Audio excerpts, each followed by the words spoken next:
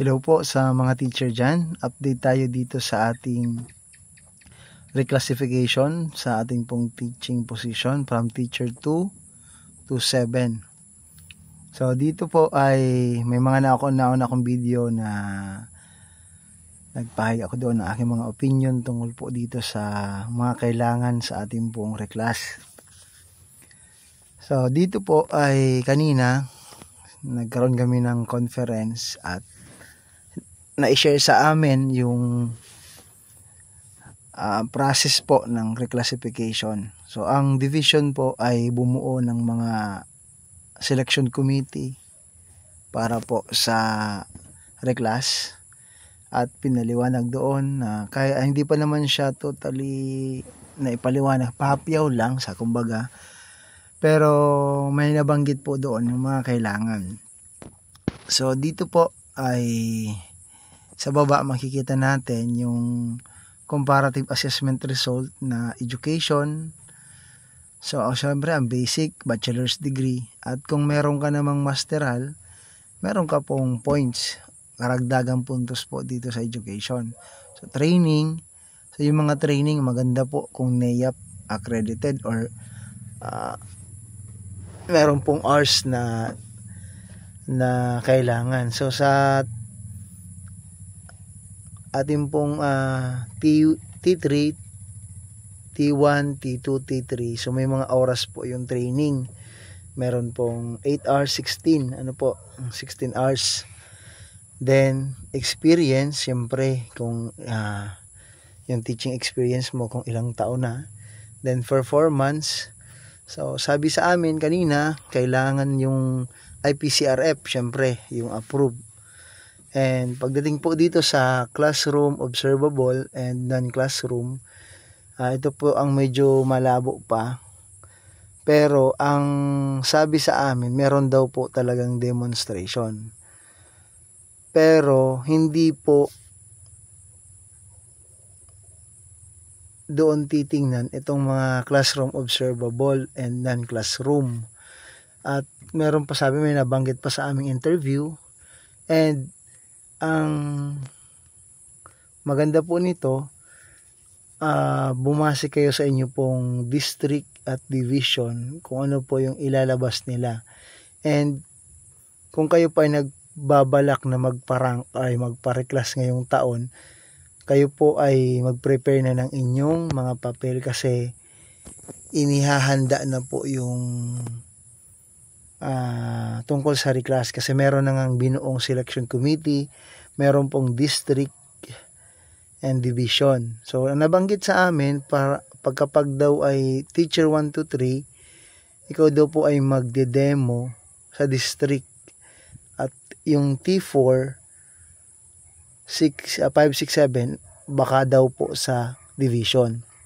So hindi pa siya malinaw kasi wala pang binababang memorandum sa amin sa aming division. Kaya kung meron na po sa inyo na mga division na nagpapareclass na, mapapansin nyo po dyan or baka makita nyo na merong demonstration.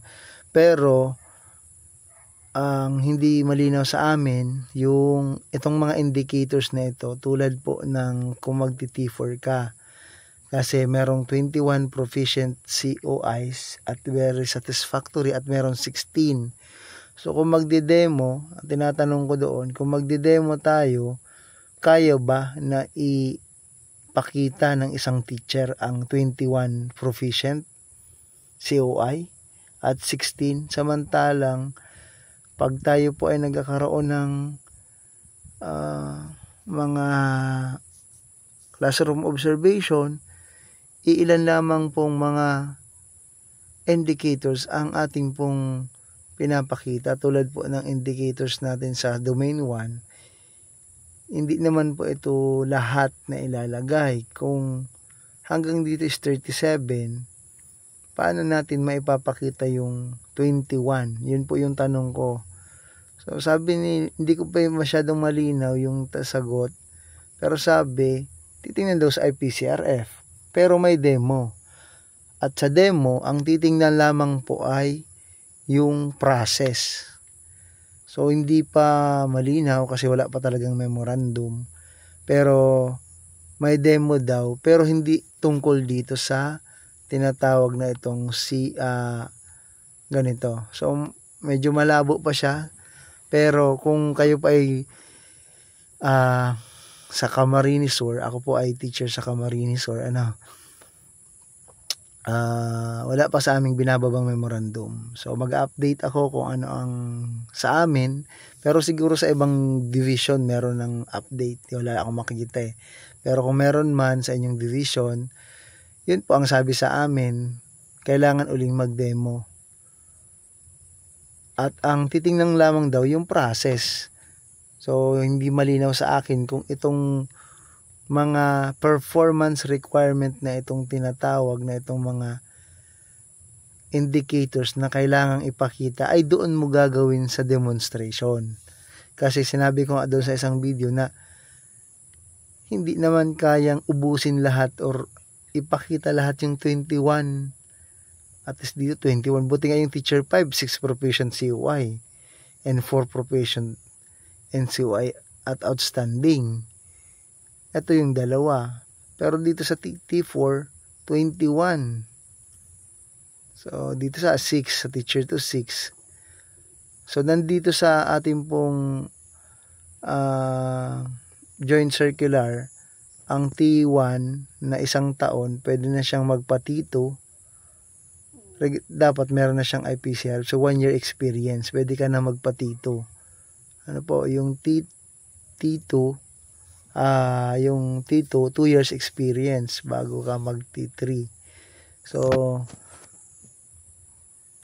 mag-update na lamang ako kung mayroong memo. Pero kung kayo po ay taga-Kamsur, mag-prepare na po kayo ng mga IPCRF ninyo, yung approve. At ang inyo po, meron daw pong portfolio. So, maglalagay ng portfolio. Hindi ko pa alam yung laman ng portfolio. Pero, magtanong po kayo sa inyong mga supervisor kasi yung mga visor ang kasama doon sa selection committee. Ano po? Pero, kailangan mo lang is 50 points. So, kung maganda, kung meron kang education, meron kang masteral, kasi may puntos po yun. So, may puntos ka na doon sa experience mo, teaching experience, at sa performance mo kasi meron ka na namang rating, kailangan daw po yung rating. So, meron ka na doon. And,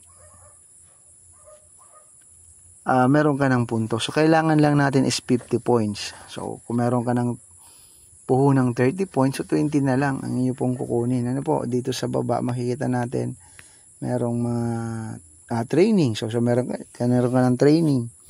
So, sa T3, T4, 24 or 16 hours na training lang naman. Ayan po.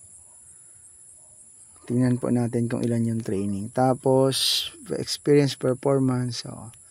So ang kailangan mo lang is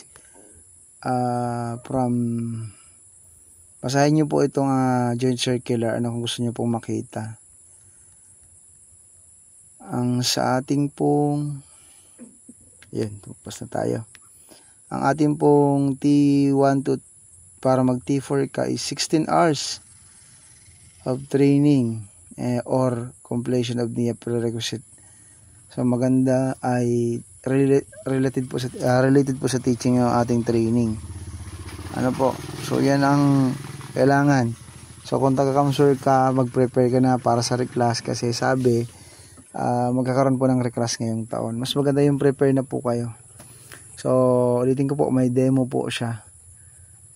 Pero hindi malinaw kung hindi pa ako nalilinawan kung yung pong mga COI and COI na kakailanganin ay ipapakita mo. Ano po? So medyo marami kasi kung magti-T4 ka 21. Kung T3 ka naman 12 proficient lang. And 8 proficient o halos 20 ito. So ano po? Nag-update pa ako kung mga tungkol po dito. So, yan lamang po. Maraming salamat.